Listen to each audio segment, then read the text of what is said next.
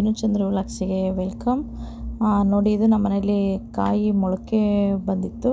So ಅದು ಎಷ್ಟು ಸಣ್ಣದಾಗಿತ್ತು, ಈಗ ಎಷ್ಟು ದೊಡ್ಡಕ್ಕಾಗಿದೆ ನೋಡಿ. ಅದು ಇಲ್ಲಿ ಸ್ಕ್ರೀನ್ ಮೇಲೆ ಹಾಕ್ತೀನಿ ನೋಡಿ. ಅದು ಅಷ್ಟೇ ಪುಟ್ಟದಾಗಿದ್ದು ಈಗ ಇಷ್ಟು ಉದ್ದ ಆಗಿದೆ. ಈಗ ಆಲ್ರೆಡಿ ಒಂದು 25 ಡೇಸ್ 1 ಮಂತ್ ಹತ್ತತ್ರ ಆಯ್ತು ಇದು ಚಿಗುರುತ್ತಾ. ತುಂಬಾ ಚೆನ್ನಾಗಿ ಬಂದಿದೆ. ಅದು ನಾನು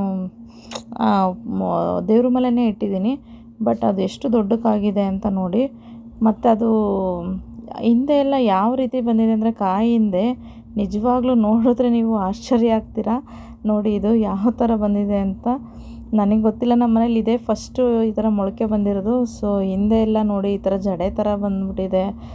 ಅದು ಎಷ್ಟು ಉದ್ದಕ್ಕೊಳೆ ಹೆಂಗೆ ಬಂದಿದೆ ಅಂದರೆ, ಕಾಯಿಗಿಂತ ಉದ್ದ ಆಗಿದೆ ಅದು ಜಡೆ ಥರ ಬಂದಿರೋದು.